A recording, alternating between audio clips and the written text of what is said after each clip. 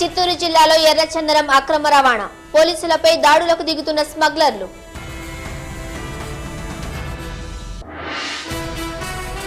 ప్రకాశం జిల్లాలో కలుషితమవుతున్న తాగునీరు, రోగాల బారిన జనం.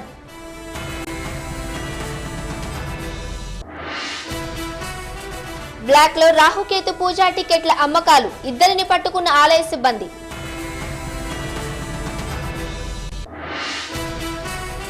వ్యాట్ ఎత్తివేసిన ప్రభుత్వం, వస్త్ర వ్యాపారులకు ఊరట.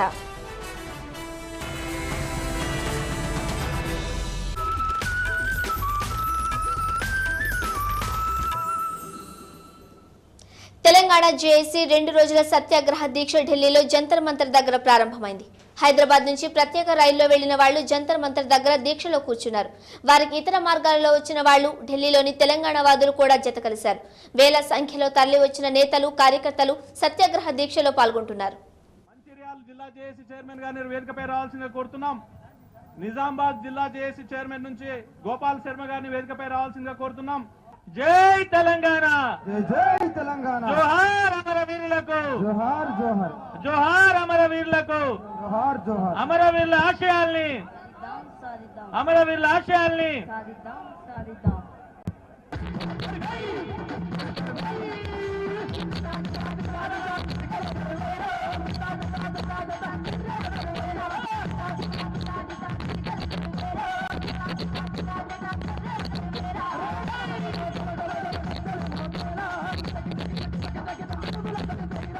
ప్రపంచంలోనే అతిపెద్ద ప్రజాస్వామ్య దేశం మన దేశం అని చెప్తాం.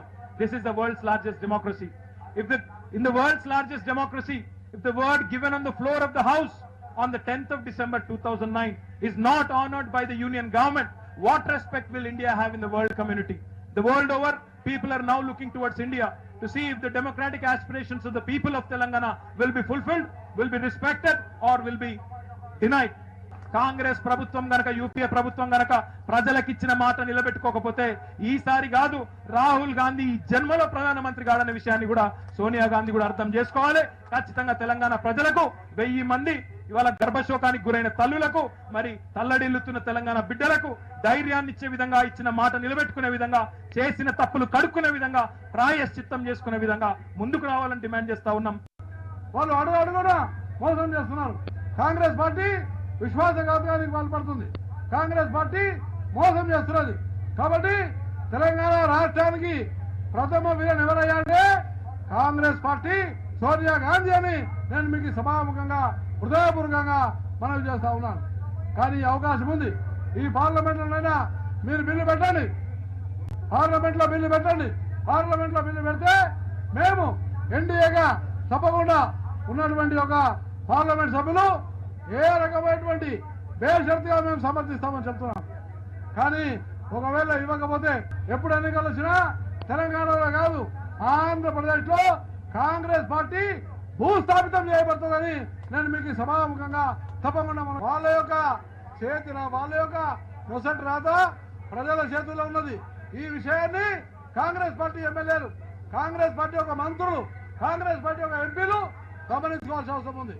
అందుకనే ఈ పార్లమెంటు సమావేశాలు చివరి సమావేశాలు కాబట్టి ఈ చివరి సమావేశాల సందర్భంగా మర్యాదగా మీరు పార్లమెంట్ లో బిల్లు పెడతారా లేదా, లేకపోతే నీ పార్టీకి, నీ ప్రభుత్వానికి మా తెలంగాణ ప్రాంతంలో గోరి కట్టబోతున్నాం అని చెప్పి హెచ్చరించడానికి మాత్రమే మనం ఇక్కడ రావడం జరిగింది. సోనియా గాంధీ గారు ఈ దేశంలో నుండి కాంగ్రెస్ పార్టీకి అధ్యక్షురాలుగా ఉంటే ఆ సోనియా గాంధీ గారికి 42 మంది శాసనసభ్యులు ఆనాడు రాజశేఖర రెడ్డి గారు పిసిసి అధ్యక్షుడిగా ఉన్న సందర్భంలో మీరు తెలంగాణ ప్రాంతానికి అన్యాయం జరుగుతూ ఉంది, తెలంగాణ ప్రాంతం వెనుకబడతపడుతుంది, తెలంగాణ ప్రాంత ప్రజలు కోరుకుంటున్న తెలంగాణ రాష్ట్రం ఏర్పాటు చేయాలని చెప్పి ఆ రోజు సోనియా గాంధీకి 42 మంది శాసనసభ్యులు తీర్మానం చేసి ఒక మెమరాండం ఇవ్వడం జరిగింది. రాష్ట్రంలో దేవాలయాలు సినిమా హాళ్లను మర్పిస్తున్నాయి. దళారుల దందాకు అడ్డాగా మారుతున్నాయి. పవిత్రమైన పూజా టికెట్లను సినిమా హాళ్లలాగే బ్లాక్ లో అమ్మేస్తూ సొమ్ము చేసుకుంటున్నారు కొందరు అక్రమార్కులు. శ్రీకాళహస్తిలో రాహుకేతు పూజ టికెట్లను బ్లాక్ లో అమ్ముతూ 2 దళారులు అడ్డంగా దొరికిపోయారు. గత 2 రోజులుగా ఆలయంలో జరుగుతున్న పరిణామాలపై ఆందోళన వ్యక్తమవుతోంది.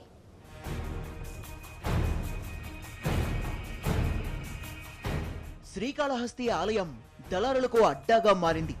పూజా టికెట్ల బ్లాక్ దందాకు వేదికగా మారింది. దేవుని అనుగ్రహం కోసం వచ్చే భక్తుల్ని దళారులు నిలువునా దోచుకుంటున్నారు. మానవ రూపంలో ఉన్న కొంతమంది రాహుకేతుగాళ్లు భక్తుల అవసరాల్ని క్యాష్ చేసుకుంటున్నారు. సినిమా హాళ్లలో టికెట్లను బ్లాక్ చేసి అమ్మినట్లే దళారులు పూజా టికెట్లను బ్లాక్ లో అమ్ముతున్నారు. శ్రీకాళహస్తిలో రాహుకేతు పూజా టికెట్లు బ్లాక్ లో అమ్ముతూ 2 వ్యక్తులు రెడ్ హ్యాండెడ్ గా భద్రతా సిబ్బందికి పట్టుబడ్డారు. ఈ సంఘటన శ్రీకాళహస్తిలో కలకలం సృష్టిస్తోంది. పోలీసుల అదుపులో ఉన్న ఈ 2 పేర్లు మురుగా, హేమాద్రి. శ్రీకాళహస్తి ఆలయంలో రాహుకేతుల అనుగ్రహం పొందాలంటే ముందుగా ఈ 2కి శాంతి పూజలు చేయాలి. ఎందుకంటే వీళ్ళు చేసే దందా అలాంటిది. ఆలయంలో రాహుకేతు పూజా టికెట్లను బ్లాక్ చేసి అమ్ముకోవడం వీళ్ళ ప్రొఫెషన్. సాదాసీదగా కనిపిస్తున్నారు గాని రాహుకేతుల్ని మించినోళ్లు. రాహుకేతుల పూజా టికెట్ వాస్తవ ధర 300 రూపాయలే, కానీ వీళ్ళమ్మేది 400 రూపాయలు. ఆ 100 కదా అనుకుంటే మీరు పప్పులో కాలేసినట్లే. ఇది లీస్ట్ రేట్ మాత్రమే. భక్తుల అవసరాన్ని బట్టి రేట్లు మారుతుంటాయి. అలా క్యాష్ చేసుకోవడమే ఈ రాహుకేతుగాళ్ల ప్రత్యేకత. ఏదో ఒకనాటికి పాపం పండాల్సిందే కదా.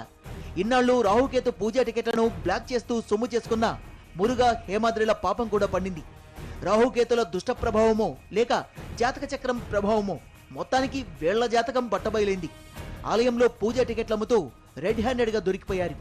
ఇద్దరిని పోలీసులకు అప్పగించారు ఆలయ అధికారులు. వీళ్ల దగ్గర నుంచి కొన్ని పూజా టికెట్లతో పాటు కొంత నగదును కూడా స్వాధీనం చేసుకున్నారు. మురుగా, హేమాద్రి ఈ 2 దళారులు భద్రతా సిబ్బందికి చిక్కడం కలకలం సృష్టిస్తోంది.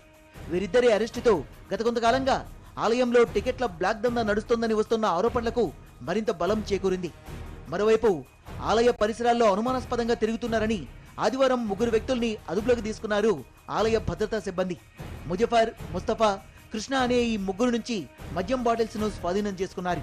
వారు ఎక్కడి వారు, ఎందుకు ఇక్కడికి వచ్చారు, మద్యం బాటిళ్లు ఎలా వచ్చాయి అనే కోణంలో పోలీసులు విచారిస్తున్నారు. 2 రోజులుగా శ్రీకాళహస్తి ఆలయంలో చోటు చేసుకుంటున్న సంఘటనలపై భక్తులు ఆందోళన వ్యక్తం చేస్తున్నారు. అధికారులు, ఆలయ సిబ్బంది దళారులతో కుమ్మక్కై భక్తుల మనోభావాలతో చెలగాటమాడుతున్నారని ఆరోపిస్తున్నారు భక్తులు.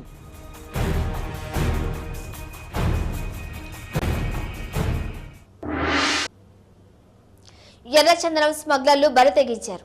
వాళ్ళు వీళ్ళు కాదని ఈసారి ఏకంగా పోలీసుల మీదే దాడికి తెగబడ్డారు. కాల్పులు జరిపి పారిపోయారు. ఈ ఘటనలో దాదాపు 2 కోట్ల రూపాయల విలువైన చందనాన్ని స్వాధీనం చేసుకున్నారు. దొంగలు చెలరేగుతున్నారు. ఎవడైతే మాకేంటి అన్నట్టుగా శేషాచలం అడవుల్ని దోచేస్తున్నారు. అటవీ అధికారులు, పోలీసులు సహా ఎవరు అడ్డొచ్చినా డోంట్ కేర్ అంటున్నారు.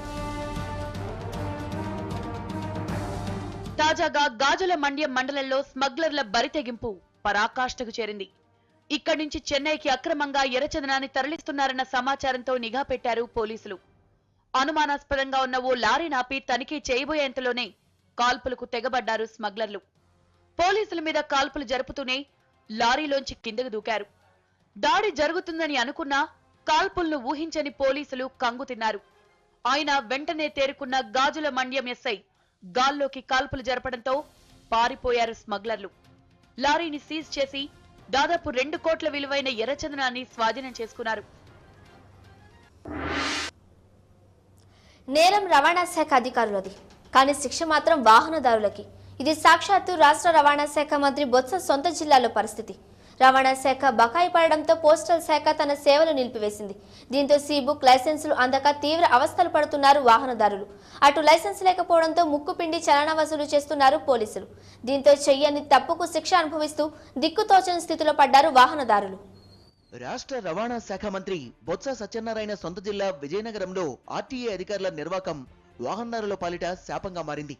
రవాణా శాఖలో వాహనాల రిజిస్ట్రేషన్, డ్రైవింగ్ లైసెన్సులకు సంబంధించి రోజుకు దాదాపు 100 వరకు లావాదేవీలు జరుగుతాయి. వాటికి సంబంధించిన సీ-బుక్ లైసెన్సుల్ని రవాణా శాఖ పోస్టల్ ద్వారా వాహనదారులకు పంపిస్తుంది.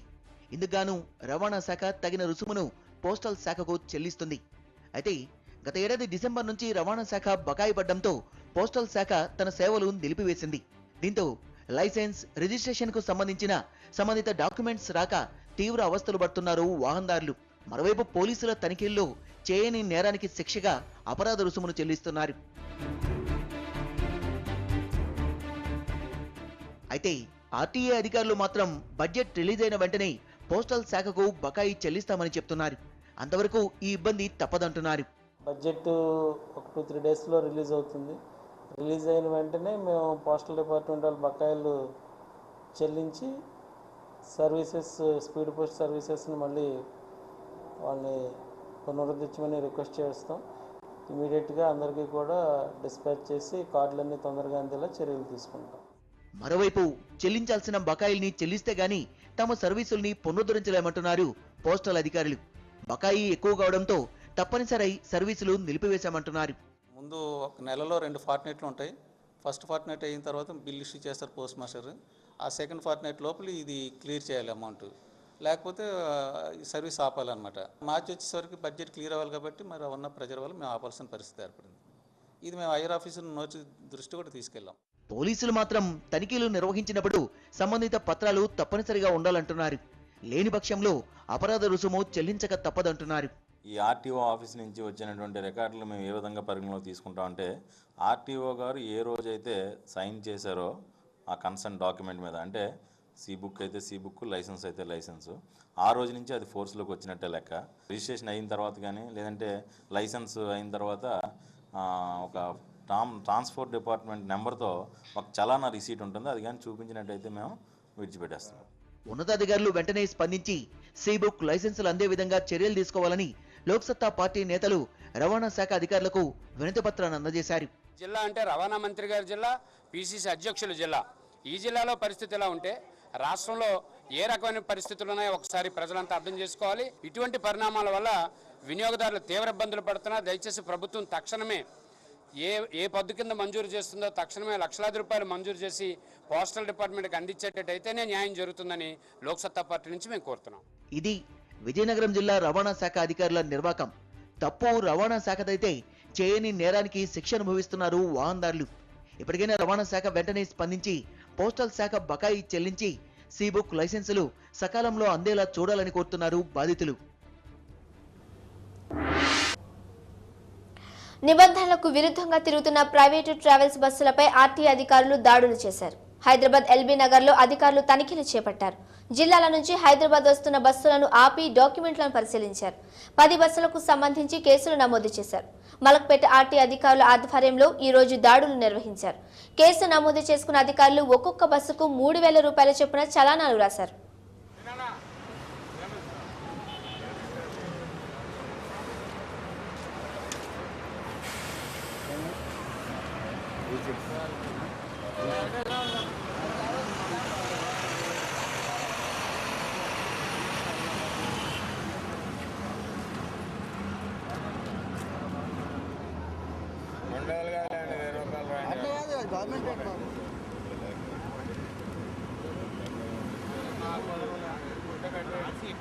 ఎక్కడ